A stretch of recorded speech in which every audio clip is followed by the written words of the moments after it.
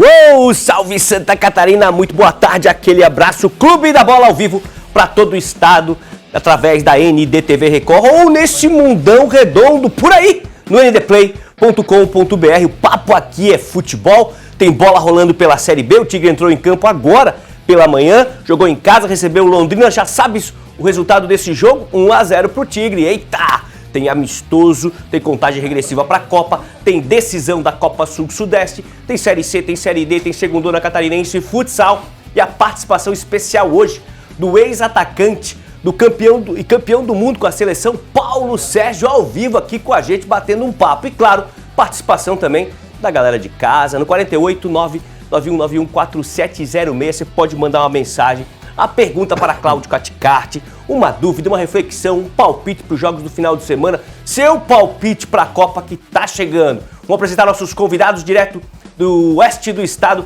Sérgio Badalote, o Bédio, Badagol, Bada Show tá com a gente e acompanha, siga o Badá nas redes sociais. Sei que o homem estava indignado essa semana aí e até teve um elogio, falando mais ou menos assim, vou colocar o Badá na tela. O elogio falava mais ou menos assim, ó. Queria ver o Badá comentando os clubes de Floripa. Porque lá ele solta o verbo quando tá indignado, quando tem que cobrar, ele cobra. Chegasse a ler esse comentário, que foi no teu post da Copa Sul-Sudeste. Muito boa tarde, Sérgio Badá. Olá, Marcelo Mancha. Um grande abraço a você, ao Cláudio, a todos os demais colegas, quem está nos acompanhando. Foram muitos comentários, né? Hoje as redes sociais, a interatividade é muito grande. Mas Floripa está muito bem servido de comentaristas e que cobram e apoiam na medida certa. Aqui a gente tem um pouco mais de torcedor, né? Não adianta, a gente se criou. Eu me criei do lado da Arena Condá, moro ali há mais de 50 anos, então tem essa identificação. E realmente eu estava indignado pela maneira como a Chapecoense perdeu para o Avaí por 3-0. Pela maneira como o time entrou em campo para uma decisão.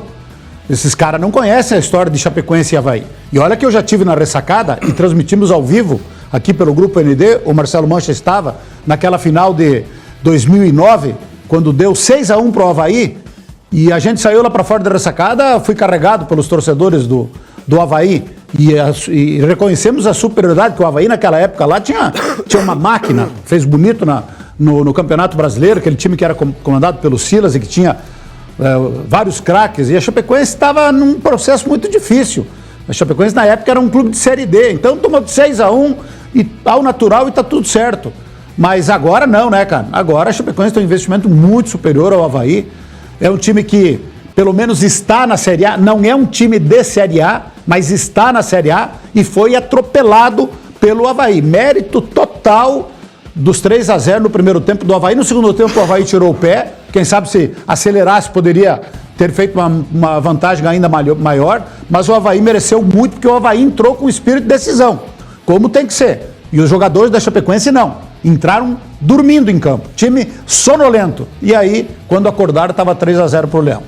Legal, o Badá vai ficar com a gente, vamos falar de seleção, vamos falar da Chape com certeza. Vamos para Blumenau, pegar o boa tarde do Emerson Luiz, que tenho certeza acompanhou todos os amistosos que rolaram aí pré-Copa, os que ele não conseguiu assistir ao vivo, gravou em seu DVD especial para curtir depois.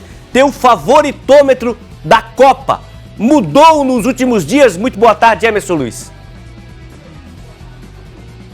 Boa tarde, Mancha, tudo bem? Boa tarde ao Cláudio, ao Badá, aos demais companheiros e principalmente a você, telespectador da NDTV. Não mudou ainda, sigo com a minha visão, com o meu ponto de vista. Acredito que o Brasil, ele, pela camisa, pela força, ele vai passar de fase, mas vai ter muita dificuldade já no primeiro mata-mata, pelo menos é a minha visão que eu enxergo aí. França, Espanha, Inglaterra, Alemanha, até mesmo Portugal, Argentina, acho que estão num patamar acima.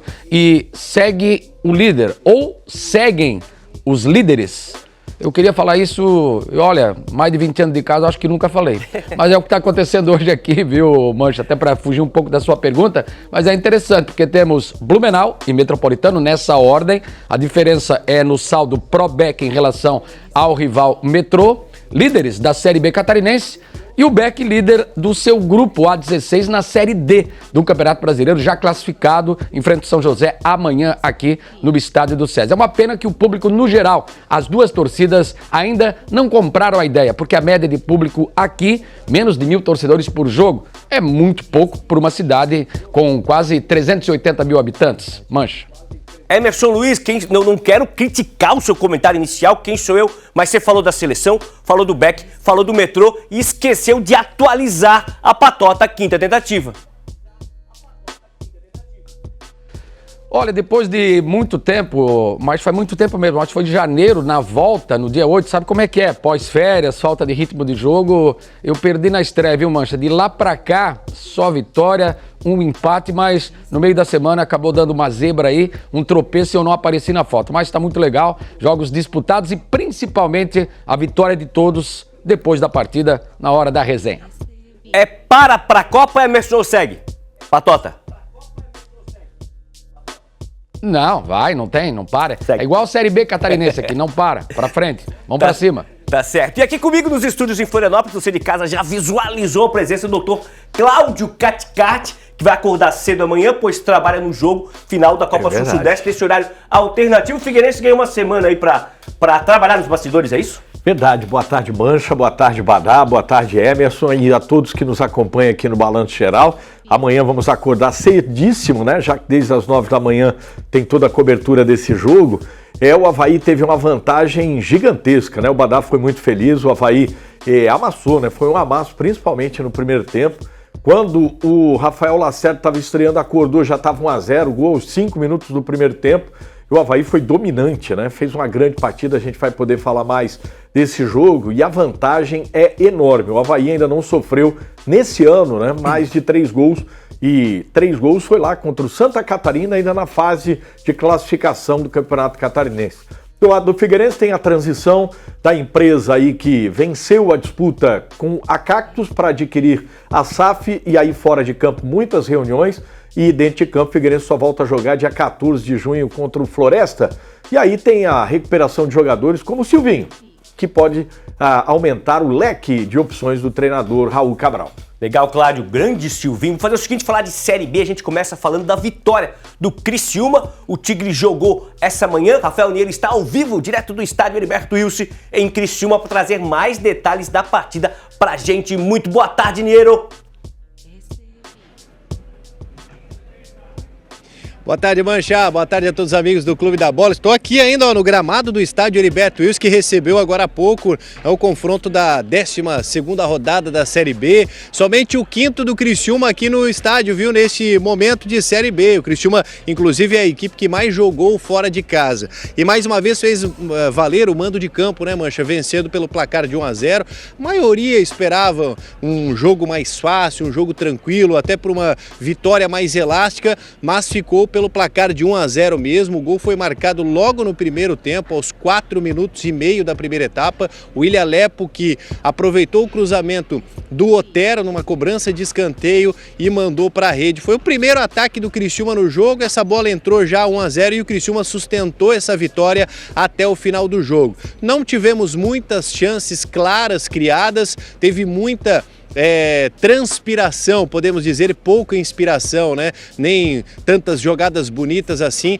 mas o que importa é que o Criciúma saiu com o placar de 1-0, o torcedor foi embora feliz, acabou de sair, ainda há pouco tinham torcedores aqui no estádio ainda, vitória importante que deixa o Criciúma no G4 de momento, né, da Série B, mas a gente sabe que tem ainda outros jogos, tem ainda outros confrontos desta Série B, desta 12ª rodada para acontecer, e o Criciúma pode terminar numa melhor combinação de resultados, no máximo na 5ª colocação ao final da 12ª rodada. Está acontecendo inclusive a coletiva de imprensa neste momento do técnico Eduardo Batista, falando um pouco mais sobre o jogo que nós acompanhamos agora.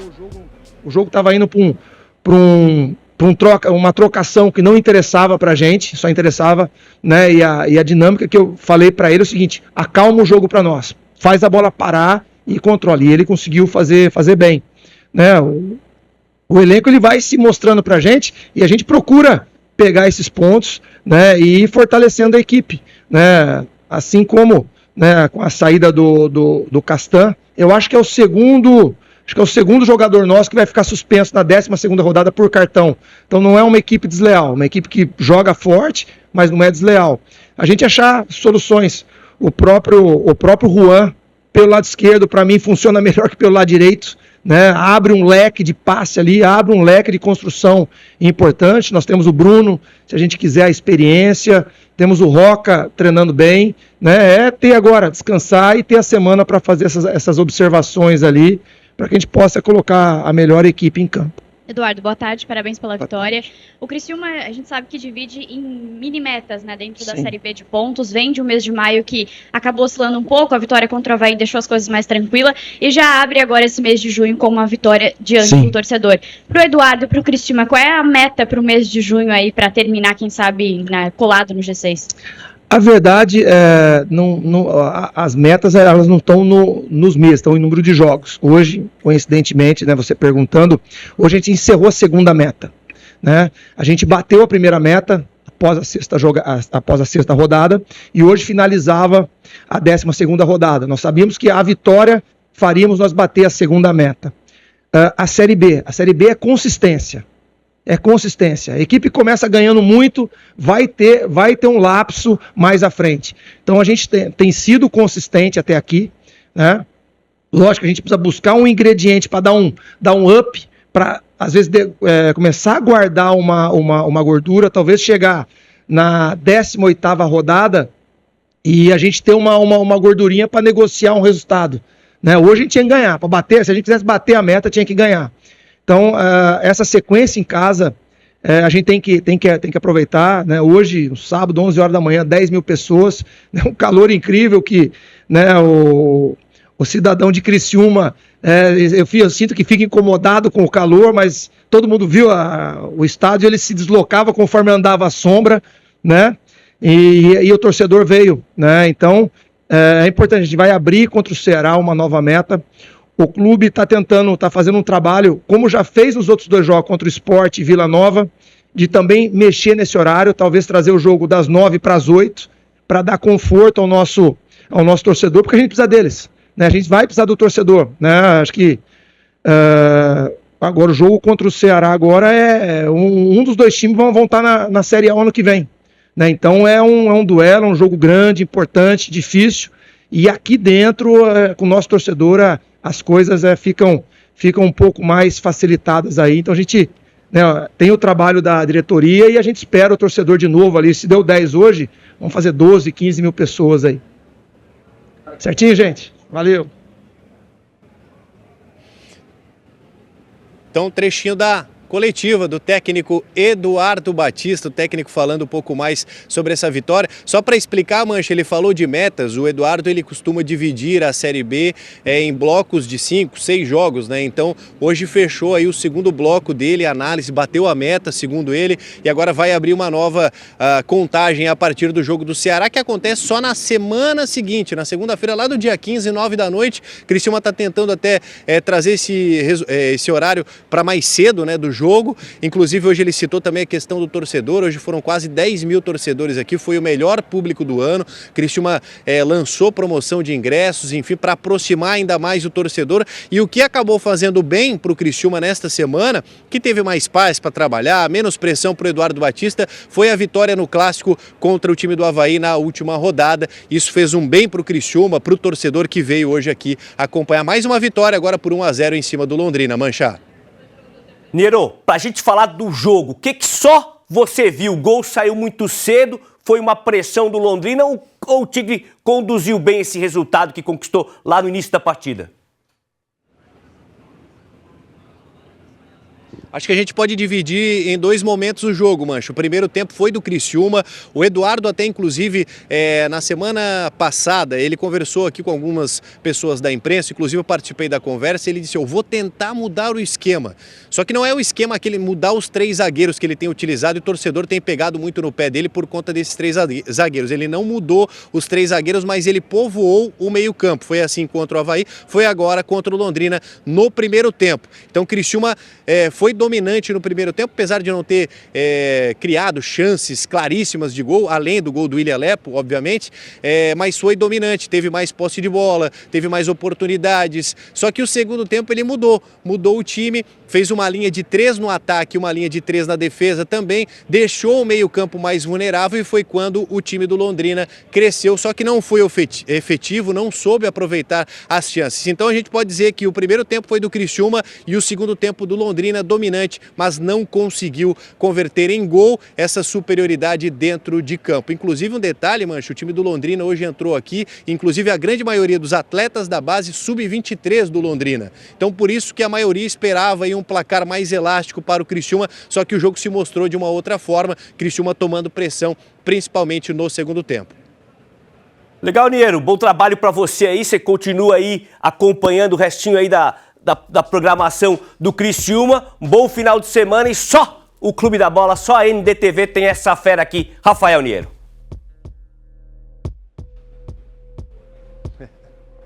Valeu, Mancha, bom programa para todos, a gente volta aí a qualquer momento com mais informações. Legal, valeu, Rafael. Ô, Cláudio, o William Lepo, impossível não lembrar da música, o Lepo Lepo, será que tem a ver o apelido aí? Pois é, não, eu não sei. O Jâniter cantou, parece. O Jâniter lá na Rádio Eldorado, lá de Criciúma, cantou a musiquinha, né?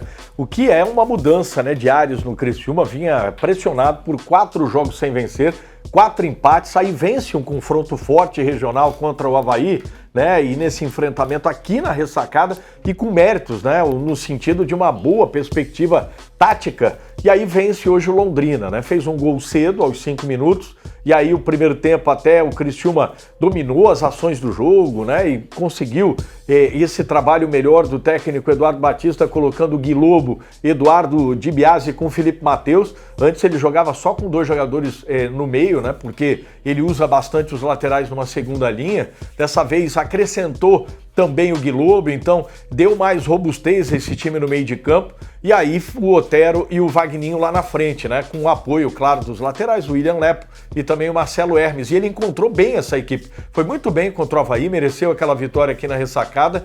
E hoje só claudicou no segundo tempo. Você faz o gol no início, aos 5 minutos, no segundo tempo, o Criciúma esqueceu um pouco do jogo, sabe? E aí, resultado fica perigo. Teve algumas tocadas da equipe do Londrina, do Rogério Micali, que foi campeão, né, da Taça São Paulo Futebol Júnior Figueirense 2008, foi campeão, né, olímpico aí, né, das Olimpíadas com a seleção brasileira, e é um treinador que gosta de se fechar bastante, veio com linhas bastante baixas. Aliás, o Avaí enfrenta o Ceará na quarta-feira e o próximo adversário depois do Avaí, lá em Londrina, é o Londrina, viu, Mancho?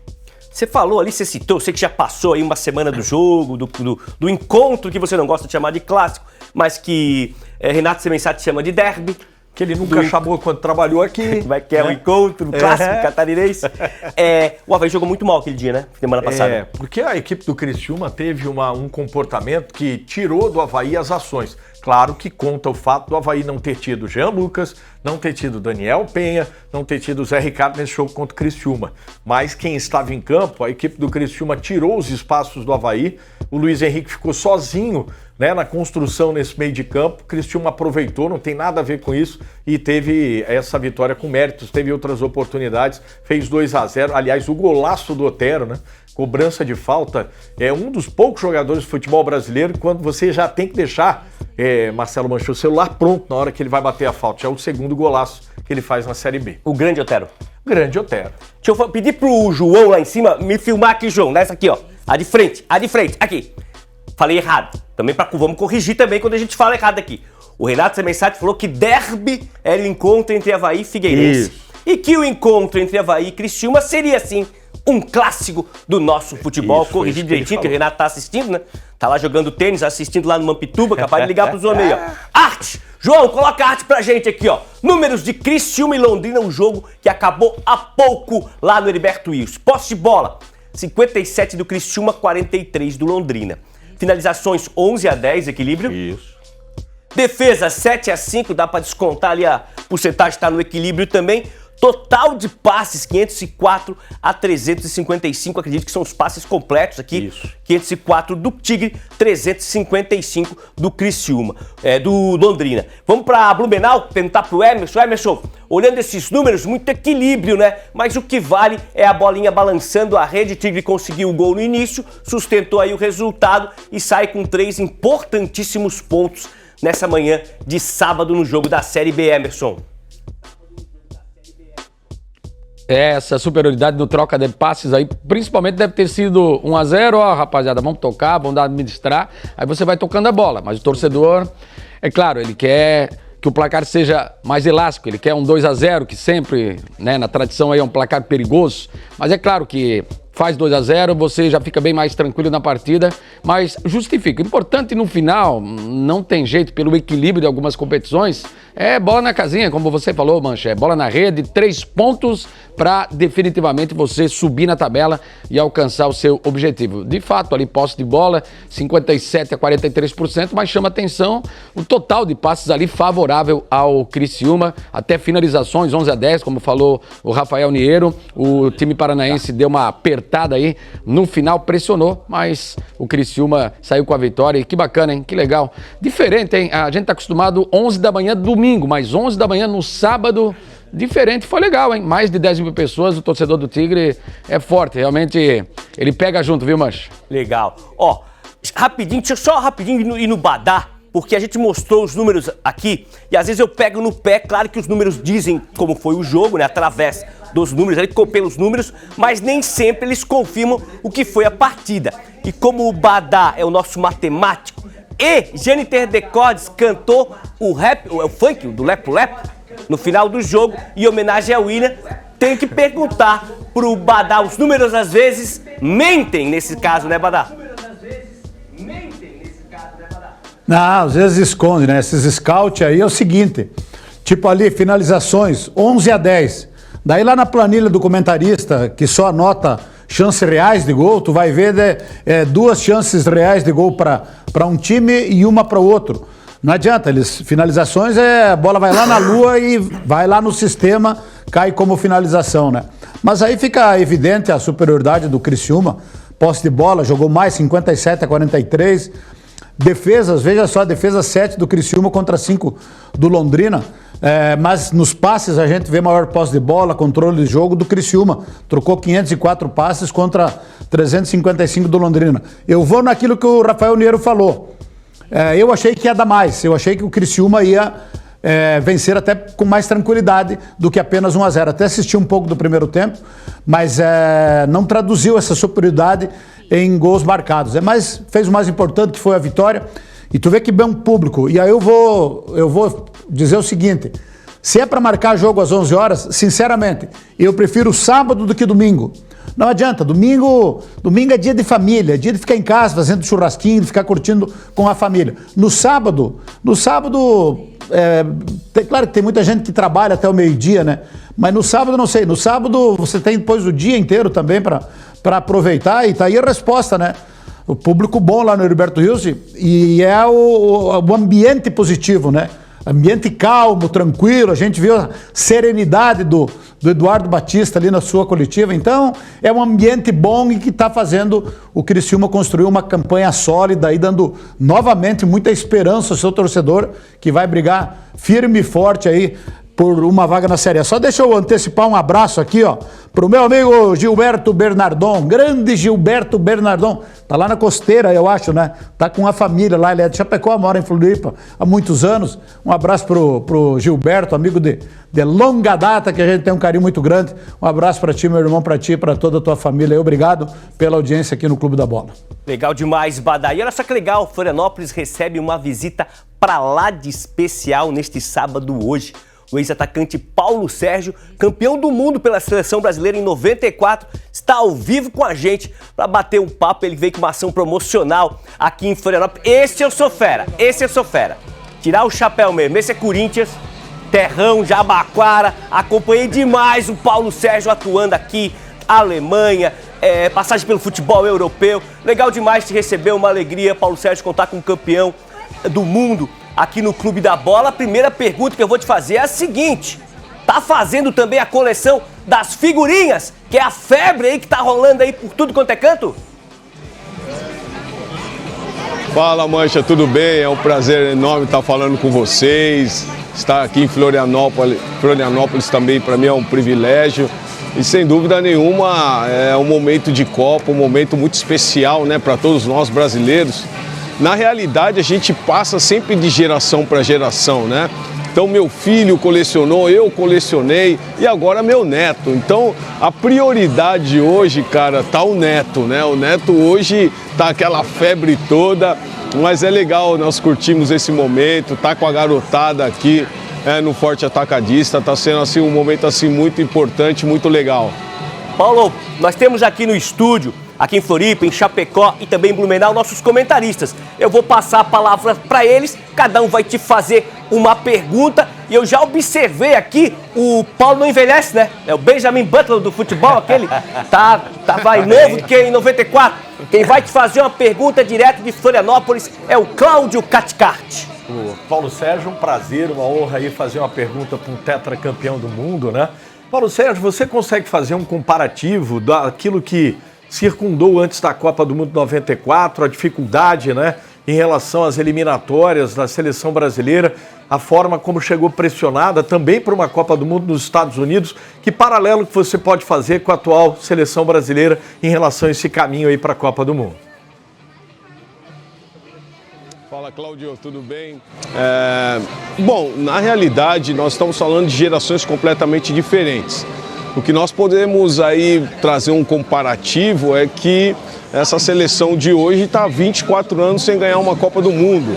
E na ocasião nós também estivemos aí 24 anos esperando para ganhar novamente uma Copa do Mundo, mas sempre lembrando, cara, que nós tivemos seleções assim com jogadores incríveis, né? Se nós falarmos de 82, se nós falarmos de 86, propriamente 90, onde nós tínhamos uma seleção muito importante com grandes jogadores, até porque em 94 praticamente quem jogou aquela Copa, os jogadores importantes, no caso Romário, Bebeto, Tafarel, Jorginho, Ricardo Rocha, entre outros, foi muito importante porque mesclado comigo, com Viola, com Ronaldo Fenômeno, o Miller, mesclado com jogadores mais novos, nós conseguimos ali, sem dúvida nenhuma, colocar uma mentalidade vencedora e não cometer os mesmos erros que eles já haviam cometido em 90.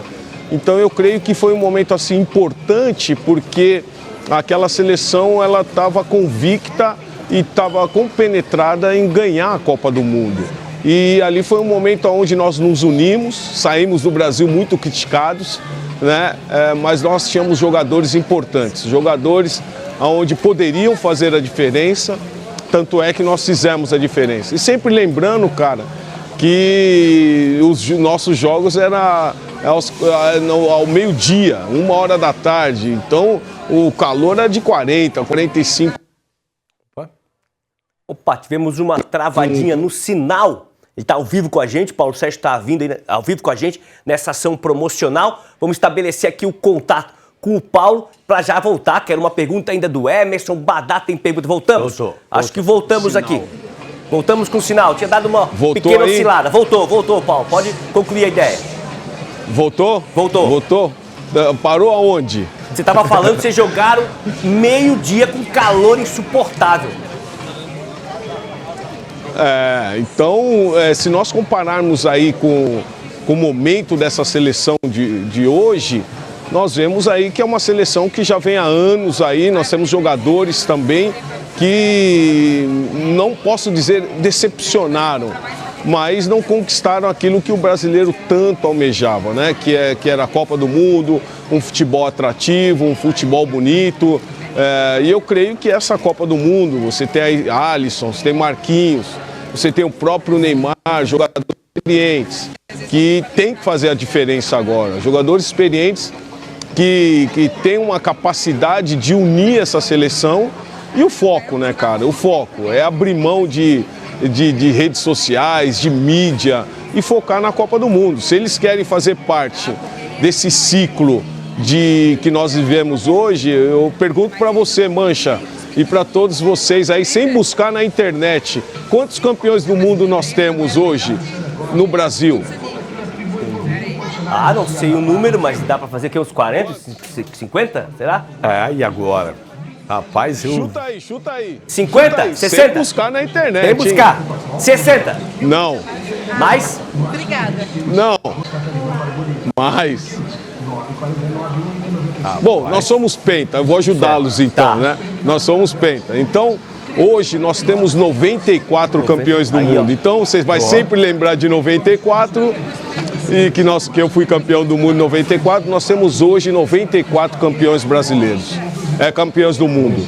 E 66 vivos. Então, é um número muito seleto, né, cara, de jogadores campeões do mundo. No universo, se nós falarmos em termos de Brasil, o que nós temos de jogadores aí registrados em todas as federações, nós vamos passar aí de 5 mil atletas e 66 foram campeões do mundo, né, cara? Então a gente faz parte desse grupo seleto. E o que eu costumo dizer é que se esses jovens de hoje, se esse time de hoje quiser fazer parte desse time seleto de 94 campeões do mundo, tá aí a oportunidade. Legal, o tetracampeão Paulo Sérgio está com a gente. Paulo, eu vou para Blumenau, terra da Oktoberfest aqui, a mais famosa do Brasil. Sei que você tem uma conexão muito grande com a Alemanha. Emerson Luiz está por lá e tem uma pergunta para você. Tudo bem, Paulo? Que prazer falar contigo. Boa tarde. Grande abraço. Eu ia falar, Emerson, realmente boa te perguntar tarde. sobre a questão do foco, porque hoje são comportamentos totalmente diferentes. Você tocou no aspecto das redes sociais. De fato, é muito importante. O pessoal quer aparecer mais fora do que dentro de campo. Mas, tecnicamente falando, você acredita? E emendo outra pergunta. Você acha que essa seleção tem condições aí de entrar para esse Hall da Fama? Então, cara, eu tive alguns anos atrás, eu estava entrevistando alguns campeões do mundo no Papo de Campeões da TV Gazeta, e nós temos lá um programa onde todos os campeões do mundo falam, né? E praticamente desde 70 essas seleções foram muito criticadas, né? Muito criticadas, desacreditadas. Mas eu sempre observo algo que em 94, se nós falarmos daquela seleção, nós tínhamos aí umas 3 seleções fáceis. 3 seleções fáceis. O banco de reserva nosso em 94 era Raí, era Ricardo Rocha, Branco, eu, Viola, Ronaldo Fenômeno, Miller. Nós tínhamos muitos outros jogadores também que ficaram no Brasil, Evair, Marcelinho Carioca, enfim. Nós tínhamos aí 3 seleções que nós poderíamos levar para os Estados Unidos tranquilamente. Infelizmente hoje nós temos uma equipe e é muito difícil, eu acho muito difícil, mas se houver o foco, se esses jogadores que brilharam na Europa, no Barcelona, no Real Madrid, se esse jogador no Arsenal, no PSG, se esses jogadores que brilharam na Europa colocarem em prática nessa Copa do Mundo o potencial 100%, nós temos chance sim. Legal. Paulo, vamos encerrar aqui com a pergunta que vem de Chapecó, que é o nosso Romário, é o nosso craque aqui, Sérgio Badá, lá de Chapecó. Quando o diretor dividir a tela, talvez você de casa, se a tua televisão não for preparada, pode tremer a imagem. É muito peso essas duas feras juntas. De um lado, Paulo Sérgio, tetracampeão. Do lado, nosso craque, nossa fera, Sérgio Badá, direto de Chapecó. A pergunta é tua, mestre. Não, o Marcelo Mancha sempre é generoso, como sempre exagerado também, né? Aqui nós temos um ídolo. Do lado da tela ali, nós temos um campeão mundial e para nós é uma honra. Não é sempre que a gente tem um privilégio de ter um campeão mundial. Um cara, eu já sou um pouquinho mais velho do que os demais, aí viu, Paulo Sérgio? Mas em 94, cara, talvez uma das maiores emoções da vida de todos nós, aquela conquista do título lá foi simplesmente espetacular. E parabéns para você pela tua trajetória aí, pelos títulos que você conquistou na tua carreira, Champions League, campeonatos mundiais, enfim, e esse principal aí com a seleção brasileira. É uma carreira realmente muito vitoriosa e muito bonita e um papo muito agradável, muito bacana. Mas a última pergunta é aquela inevitável, né? Se eu não fizer, eu vou sair na rua ali, eles vão me cobrar. E o Neymar? O que esperar do Neymar? Você já esteve lá dentro, o Neymar está com essa lesão, é uma figura meio que central na seleção brasileira, alguns esperam muito, outros nem tanto. Como é que fica o ambiente dentro da seleção brasileira, tendo um jogador lesionado, mas aonde que me parece todo mundo espera que ele se recupere e que possa ainda contribuir com a seleção na Copa do Mundo? Para quem viveu lá dentro, como é que se administra uma situação parecida com essa do Neymar? Fala, Sérgio, é um prazer enorme estar falando com você, sem dúvida nenhuma, você deixou o seu legado. Então, em relação ao Neymar, eu creio que é um jogador hoje, um dos nossos principais jogadores. Até porque toda a mídia hoje, o brasileiro hoje queria o Neymar, independente se nas Copas passadas ele teve êxito ou não. Hoje, infelizmente, é a nossa única esperança, né? Mesmo jogando ou não jogando, eu creio que o Neymar hoje vai ser um cara importante. Eu vou contar um episódio para você e mais uma vez eu gosto de mencionar 94. 94 nós tínhamos o Ricardo Rocha, que jogou o primeiro jogo, se lesionou, ficou de fora. E foi uma peça importantíssima para o elenco. Foi uma peça onde permaneceu no elenco e fora de campo foi o cara que nos ajudou, aconselhava os jogadores que estavam em campo. E nós tivemos uma estreia de uma dupla de zaga que foi o Márcio Santos e o Aldair. Na realidade, seriam dois reservas que viraram titulares, porque o Ricardo Gomes ficou de fora, o Moser ficou de fora, Ricardo Rocha teve aquela lesão. Então, eu creio que o Neymar hoje, ele tira um pouco do peso desses outros jogadores. Se nós não tivéssemos um Neymar hoje, o peso seria em cima do Vini Júnior, o peso seria em cima do Rafinha, o peso seria em cima somente do Casemiro. Não que não haja um peso, uma pressão sobre esses jogadores, mas com o Neymar lá, numa derrota, numa possível derrota, a cobrança vai vir em cima dele. Então eu creio que ter um jogador desse no elenco para os jogadores que estão lá vai ser muito importante. Então eu creio que a seleção, o Ancelotti fez a escolha certa, ter levado, tanto é que nós vimos e no dia da convocação o torcedor brasileiro vibrou com isso. Então eu creio que se não tivesse convocado, nós teríamos problemas e nós não teríamos esse ânimo que o brasileiro hoje está. Posso falar isso, eu estou aqui com a galera, o pessoal fala, bom, estou mais torcendo para a Copa porque o Neymar está, então eu tenho escutado muito isso. Então vamos torcer para que ele consiga se recuperar, mas também se não se recuperar, que ele possa ajudar os garotos lá a essa conquista tão esperada. Paulo, agradecer demais a tua disponibilidade, tua simpatia de bater um papo com a gente, de emprestar aí teu conhecimento vasto no futebol, para trocar uma ideia com a galera aqui do Clube da Bola, uma boa estadia. Você está aí no sul da ilha, aqui em Florianópolis, na região da Grande Florianópolis, até às 3 da tarde. A fera tá lá no Forte Atacadista do Campeche para tirar uma foto, uma selfie, bater um papo com a galera. Legal demais ter aqui hoje, Paulo. Valeu, um grande abraço para vocês e um bom programa. Valeu! Valeu, esse foi Paulo Sérgio, tetracampeão em 1994. Nós somos da geração aqui, pelo menos a galera que está aqui dentro do estúdio, o Emerson, o Badá, que acompanhou demais aquela Copa. Ficou marcada com certeza. Temos um telão aqui, uma arte para a gente colocar no telão.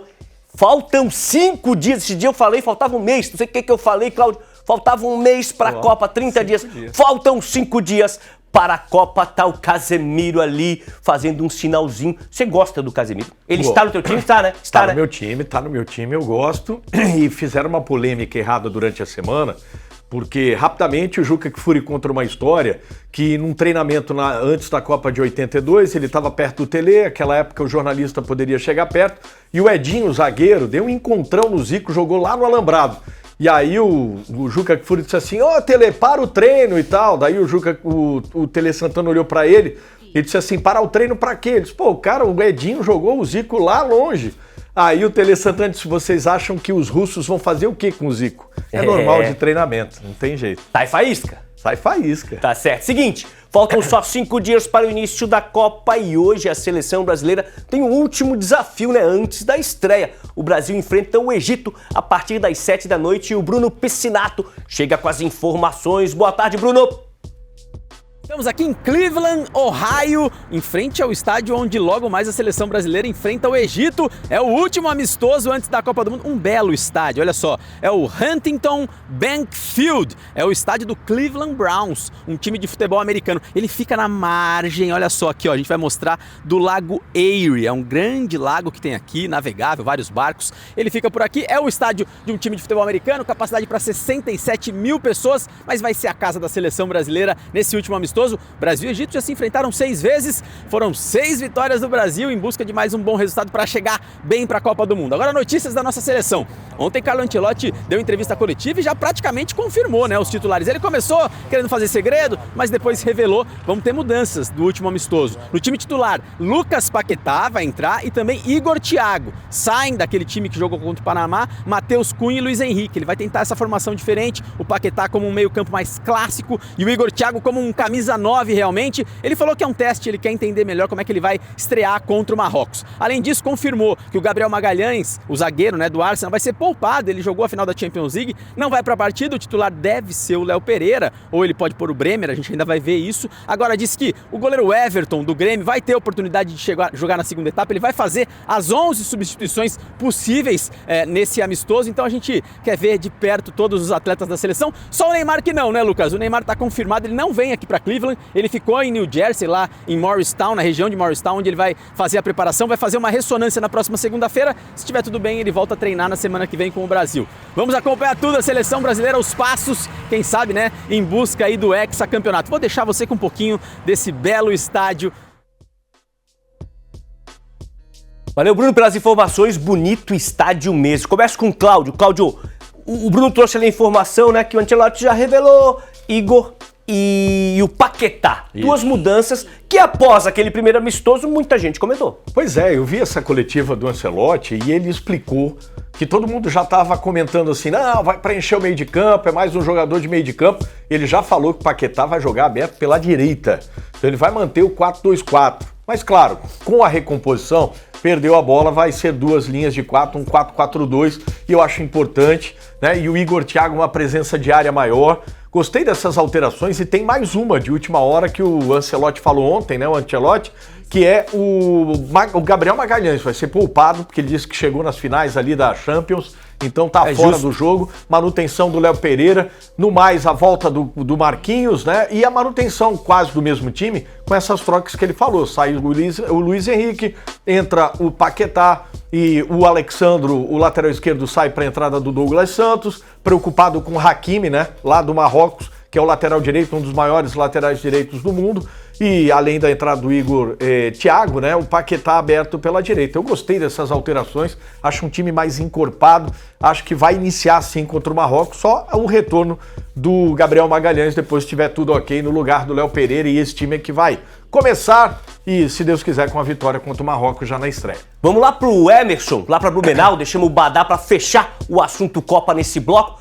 Emerson Luiz, por que e eu ia falar, você que tem esse conhecimento, por que o brasileiro valoriza tanto um jogo amistoso e o europeu, dando o exemplo do europeu, não valoriza tanto, entende que é um teste, é a sede de ganhar, é a vontade de vencer que o brasileiro sempre tem? Talvez seja isso, quer ganhar sempre, mas de fato é um teste e amistoso é importante. Sem dúvida nenhuma. Eu acho que no Panamá ele serviu para mostrar que a seleção tem muita gente afim, tem uma gurizada com muita disposição, de jogar essa Copa do Mundo, como aconteceu no segundo tempo. O Brasil fez 1-0, 2-0 logo de casa, mas se acomodou contra um adversário muito fraco, o Panamá. Aí entrou essa gurizada aí, o Igor Thiago não é um guri, mas entrou muito bem, tá aí como titular agora, gostei. Dá pra ver que é um cara de personalidade, é um cara que tem muita postura, é um 9 mesmo, tá faltando isso na seleção. E conversando durante a semana aqui, foi quase unanimidade, viu, Mancha? Com alguns torcedores. Você viu o Brasil no primeiro tempo? Você viu na etapa final? Eu digo, vi. Todo mundo querendo mais opções, achando que esse time... Mas é claro que o Ancelotti, ele é conservador, ele é um técnico que está fazendo essas mexidas, mas não pode, de fato, fazer uma mudança tão radical assim às vésperas da estreia na Copa do Mundo. Mas se dependesse do torcedor, que age realmente com a emoção, ele fazia uma limpa ali, ia mudar muito mais esse time, essa escalação, pro amistoso de hoje, viu, Mancha? Legal, Emerson. Vamos colocar o Badá na tela. Antes queria até pedir, botamos o Badá, pedir pro João dar aquela câmera que aparece o Cláudio aqui também. Quero fazer uma pergunta para Cláudio Caticarte e rebatê-la para Badá. Cláudio, algum tetracampeão do mundo, tricampeão, pentacampeão, já falou você tem o seu legado? Deveria. Falou pra você? Não, pra você? Pra mim não, né? Que é isso? Léo. Para, né? Paulo Sérgio reconheceu. Conhece a história de Sérgio Badá? Não, falou ali, né? É outro patamar. Outro patamar. Você tem o seu legado. Badá, gostou dessas duas? O Emerson usou a palavra conservador, dessas duas mudanças ainda conservadoras, mas que já mudam um pouquinho do técnico Ancelotti. Paquetá e Igor Thiago. Olha, eu não quero acreditar que ele está fazendo testes, né? Porque afinal é o último amistoso antes da Copa do Mundo. Nesse momento aqui o ideal era já ter o time pronto, não ter mais nenhuma dúvida. Por exemplo, quem será que vai ser o lateral esquerdo na estreia semana que vem? Sábado que vem, né? Não sei se vai ser o Alexandro, o Douglas Santos, né? Lateral direito Wesley, na zaga vai poupar o Gabriel Magalhães, mas vai fazer dupla com o Marquinhos. Eu acho que no meio está definido no gol, apesar de que me parece um pouco acima do peso. Não sei se é verdade ou não, o Alisson me pareceu um pouco pesado, mas é o titular. Aí o Casemiro e o Bruno Guimarães. E é normal, viu, Cláudio? Uma entrada igual do Casemiro deu no Endrick ali, em treino, beleza, tranquilo. Só que tem que dar no jogo hoje também, né? Não dá pra, no jogo, deixar os caras jogar e não dar nenhuma chegadinha que ele deu no Endrick ali. E a dúvida maior, eu acho que Rafinha e o Vini Júnior, e aí eu acho que os outros vão ser avaliados. O Paquetá, como o Cláudio analisou ali, você vai jogar pelo lado direito como atacante, aí tem que recompor o meio de campo para não deixar um time desprotegido no meio. Ele vai dar oportunidades a todos, como o Emerson falou, mas eu não sei se já não era a hora de ele ter os 11 já definidos, e talvez tenha, né, na cabeça dele. Depois tem outra, um amistoso, há uma semana hoje da estreia, tanto o Brasil quanto o Egito vão estrear, não sei se vai ser um amistoso de muita intensidade. Queira ou não, eu acho que lá no inconsciente os jogadores vão entrar em campo se preservando para não correr risco de uma possível lesão e ficar fora da Copa do Mundo. Mas se faz necessário o amistoso e que o Ancelotti tire todas as conclusões aí para poder colocar em campo aquilo que ele entender de melhor sábado que vem, 7 horas da noite, na estreia contra Marrocos. Legal, Badá, vou defender aqui o goleiro Alisson, porque você observou, né, que ele poderia estar um pouco acima do peso, e disso eu entendo. Seguinte, o uniforme não favorece. O uniforme, é o corte. É o corte que não favorece aqui do calção, da camisa, porque eu vi o Figueira jogando, usou um uniforme verde, homenagem à seleção na última semana, e eu vi de casa. Parecia que todos estavam com enchimento aqui na lateral do calção. Depois, claro, perguntei para Cláudio Caticarte, que esteve em loco, ele disse que não, que realmente era o corte, o formato ali do calção. Se usa na moda, é corte, né, Cláudio? Acho que ele usa corte.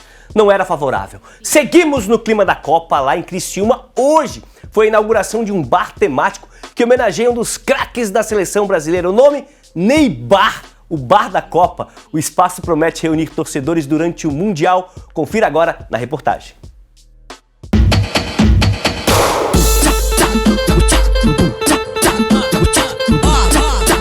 Quem passa pela rua Santo Antônio, no centro de Criciúma, tem visto algo que chama a atenção: o Neymar. Para muitos, um dos maiores ídolos do futebol brasileiro atualmente. Ele é destaque na parede de um novo estabelecimento, que leva as cores do Brasil. A gente quer buscar aquele amor do brasileiro pelo futebol. A gente sabe que tem muita gente que passa 4 anos falando mal da seleção, mas quando chega na Copa, né, veste a camisa, é o hexa, briga, chora. Então a gente quer trazer aquela emoção, sabe, que a gente tinha quando era criança, que ia todo mundo assistir os jogos juntos, nos bares ou na casa da família. Então a gente quer fazer isso. A iniciativa surgiu com a oportunidade de adquirir o prédio. Arthur já é proprietário de uma empresa de bebidas e vai transferir a fábrica para o local. Com o bar em anexo, começou a pensar sobre o que fazer com o restante do espaço. Certo dia, voltei do culto, fui trocando ideia com meu cunhado. O que eu poderia fazer aqui para a Copa, para explorar, enfim. Aí veio, putz, vamos fazer um Neybar. E aí comecei a rir sozinho já, comecei a ter que falar pra ele que surgiu essa ideia. Aí ele já riu também, já gostou da ideia, pô, isso aí vai viralizar. Qualquer coisa que se fala do Neymar, bem ou mal, viraliza, o pessoal quer falar dele. E aí já começou a dar um boom midiático aí que a gente, acima da nossa expectativa já. Quando ele falou Neybar, eu pensei, pô, o nome é bom mesmo, o nome é legal, né? O Neymar é bem polêmico, outro gosta ou não gosta.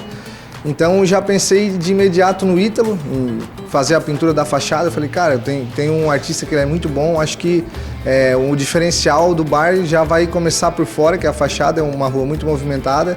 E daí surgiu várias ideias, né? A gente botou a cabeça para trabalhar e está sendo isso que está acontecendo aí.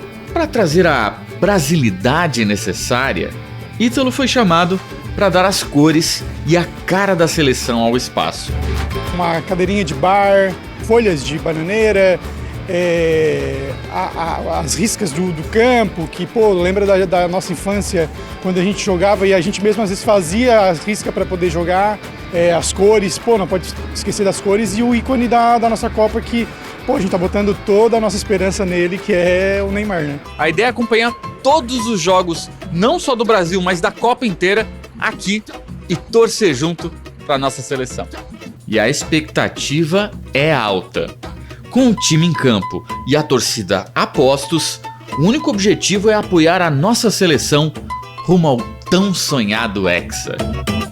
O que mais leva, né, o time para frente é a torcida. Então, se a torcida, se os brasileiros estiverem unidos e mandando boas vibrações, eu acredito que vai dar certo sim e o Hexa vai voltar, vai vir pro Brasil logo. A gente estava com uma certa expectativa já, principalmente porque ele foi convocado. E aí depois que ele foi convocado, a expectativa se dobrou, até de chegar ao Hexa e trazer a taça. E de repente ele vinha aqui e vamos ver, né? Não custa sonhar.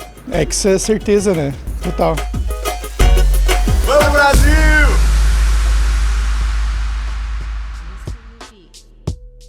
Tá aí, vamos Brasil! Ó, antes do intervalo, vamos trazer os palpites dos nossos comentaristas para o confronto de logo mais entre Brasil e Egito. É o palpitômetro Sicredi. Eu fui de 4-1 Brasil. 3-0 Brasil para Cláudio Caticarte, 2-0 para Cacá Oliveira, um pouco mais econômico. 4-0 Badá aposta também na vitória do Brasil. 3-0 Renato Semensati e 3-1 a nossa Drica Evarini. A gente vai para um rápido intervalo. Você pode mandar mensagem pra gente no 489-9191-4706, que eu vou estar lendo no próximo bloco. É rapidinho, não sai daí.